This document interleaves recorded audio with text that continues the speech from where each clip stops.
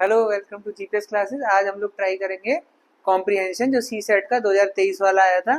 ठीक, देखो सबसे पहले तो आपको क्या करना है, कॉम्प्रिहेंशन के बारे में कुछ बेसिक सी चीजें होती हैं। सी सेट कॉम्प्रिहेंशन पहले हम लोग बेस बना लेते हैं, फिर बेस के बाद हम डायरेक्टली क्वेश्चन आंसर लगाने लगेंगे। ठीक है, कॉम्प्रिहेंशन में सबसे पहली चीज मैं आपको पहले भी हर बार बताता हूँ, सबसे पहला है कॉन्टेक्स्ट।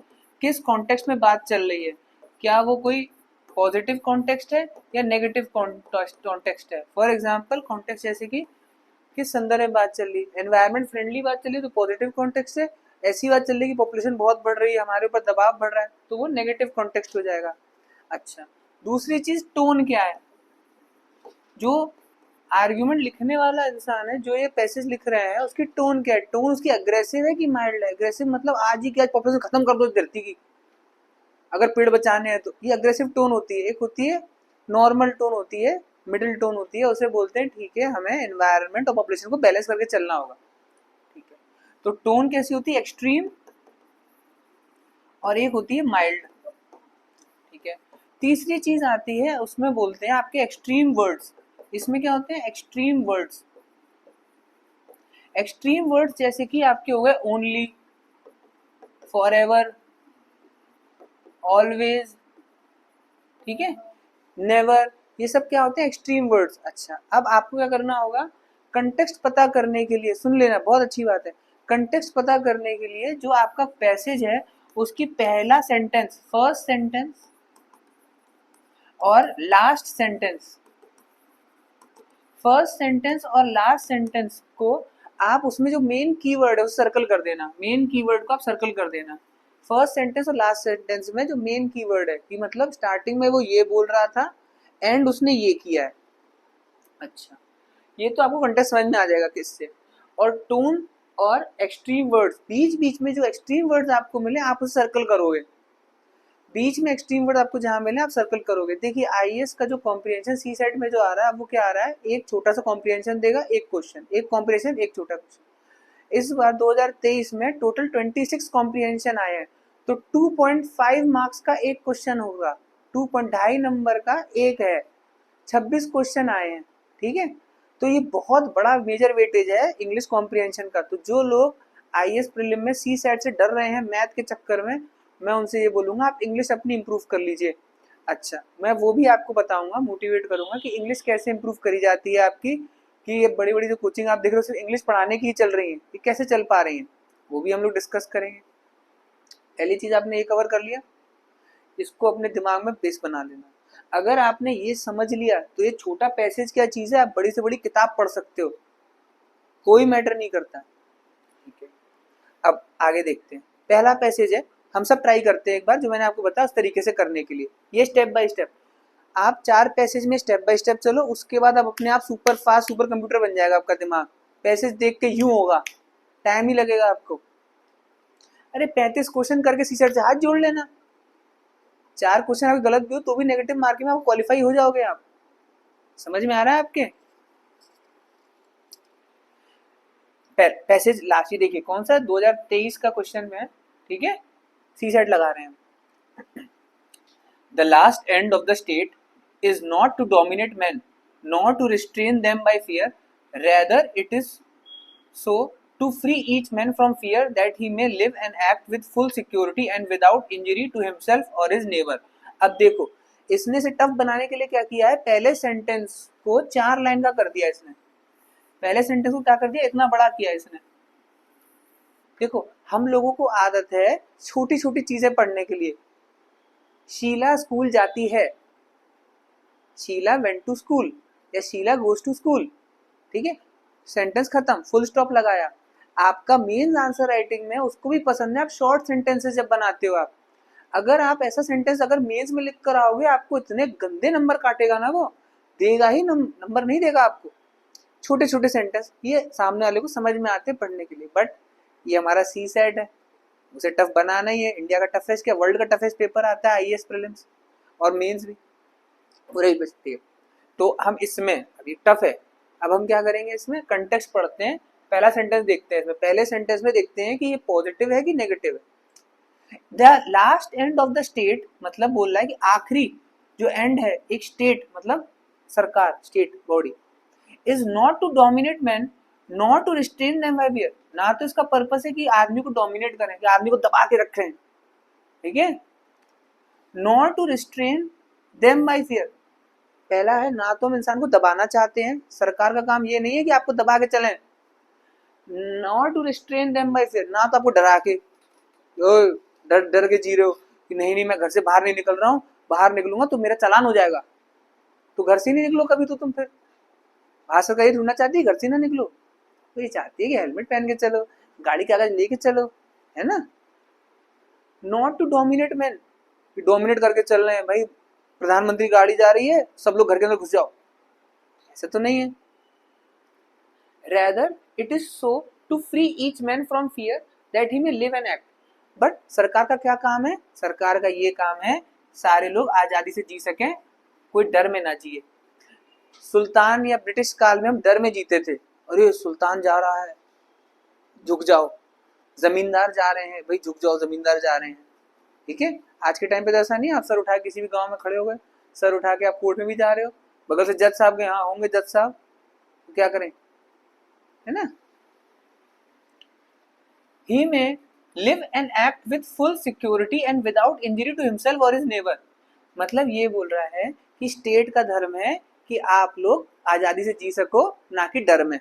तो इसकी टोन कैसी है, पॉजिटिव टोन में चल रहा है, आपको बोल रहा है कि आजादी से जी सकें, सरकार आजादी जी सके, आप आजादी से जी सको, सरकार का ये धर्म बनता है कि आप आजादी से जी सको। पहला सेंटेंस समझ में आया आपको, टोन इसमें कोई एक्सट्रीम वर्ड यूज नहीं किया उसने, माइल्ड चल रहा है। The end of the state, I repeat, is not to make rational beings into brute beast. अच्छा, दो चीज होती है, इंग्लिश में आपको समझा दे रहा हूं, मीन्स और एक होता है एंड। मीन्स होता है एंड, सुन लीजिए भैया, मीन्स और एक होता है एंड। मीन्स मतलब है आपका रास्ता, एंड मतलब होता है रिजल्ट। मीन्स मतलब होता है आपका वे, और एंड मतलब होता है आपका रिजल्ट। एक लड़का था, उसने बोला कि बस मुझे टॉप मारना है, मुझे टॉप मारना है, मेरा एंड रिजल्ट क्या है, मुझे टॉप मारना है। अब मीन्स चाहे मैं कुछ भी करूं, चाहे मैं प्रिंसिपल को खड़बट्टी बंदूक रख दूं कि मुझे टॉपर बना, ठीक है, या मैं चक्कू रख दूं, या मैं पढ़ के करूं, चीटिंग करूं, कैसे करूं, मुझे बस रिजल्ट से मतलब है। ये सही तरीका नहीं है। Means should justify the end and the end should justify the means, दोनों को बैलेंस करके चलना पड़ेगा। महात्मा गांधी बोलते थे हमारा सिर्फ पर्पस ब्रिटिश से आजादी पाना नहीं है, हमारा पर्पस है एक सही तरीके से आजादी पाना है। कट्टे या पिस्तौल की नोक पे आजादी नहीं पा रहे हैं हम कैसे पा रहे हैं, सत्याग्रह करके, उनको नॉन वायलेंट तरीके से प्यार से बोल रहे हैं, और हो सका तो ये भी दिखाएंगे कि हम झेलने को भी तैयार हैं। खरसाना सॉल्ट वर्क्स में खोपड़ी पर लट खाए थे इतने लोगों ने, खाए ना, हमारा मीन्स था हम किसी ना किसी तरह के आजादी लेंगे।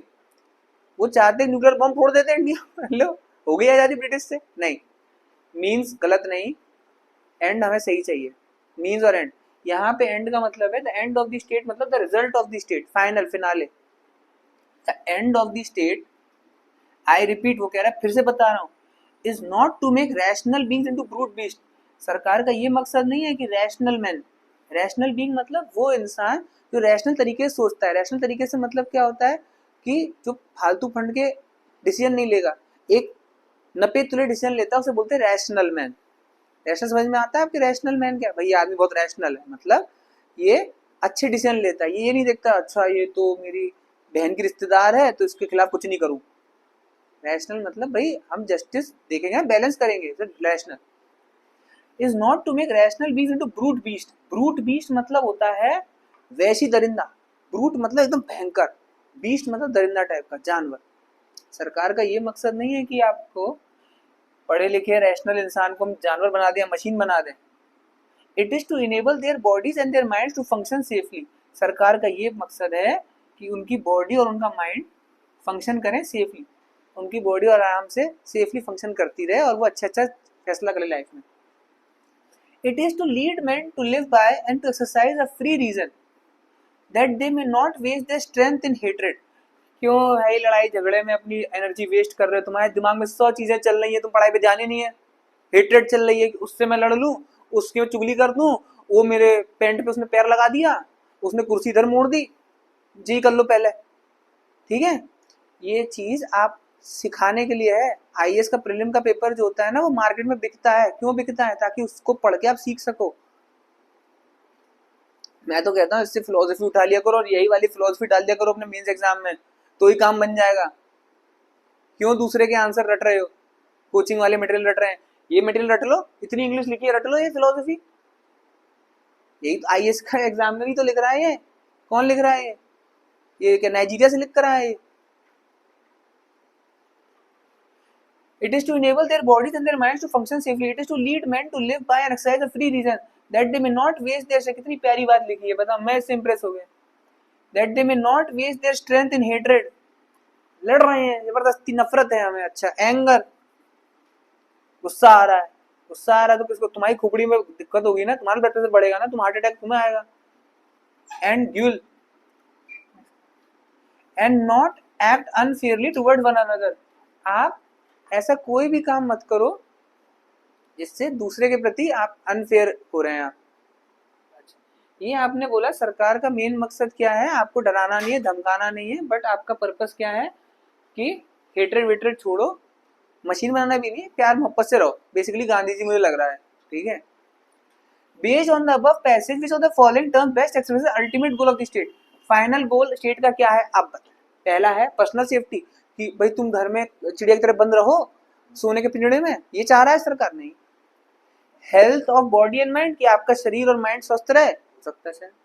कम्युनल हार्मनी, हिंदू मुसलमान प्यार से रहें, कहाँ पे इसमें कम्युनल दिख गया मुझे? हिंदू मुसलमान जाट सिख ईसाई कहाँ दिखा मुझे इसमें? हटा, सबसे पहले काटो इस गंदे को। लिबर्टी, आजादी, इसका आंसर क्या हो गया? आजादी। कैसे पहुंच गए? सुनो, आपको मैं बता रहा हूँ। आज आपकी पहली क्लास थी सी सेट की मेरे पास, मैं आपका बेस बना रहा हूँ। आप सुनिए, इस क्वेश्चन को पढ़ के टाइम लगा, आपको लग रहा होगा भाई 10 मिनट हो गए, 15 मिनट हो गए की वीडियो में। इस पढ़ने में टाइम लगा, आप एग्जैक्ट फिक्स आंसर पे आए।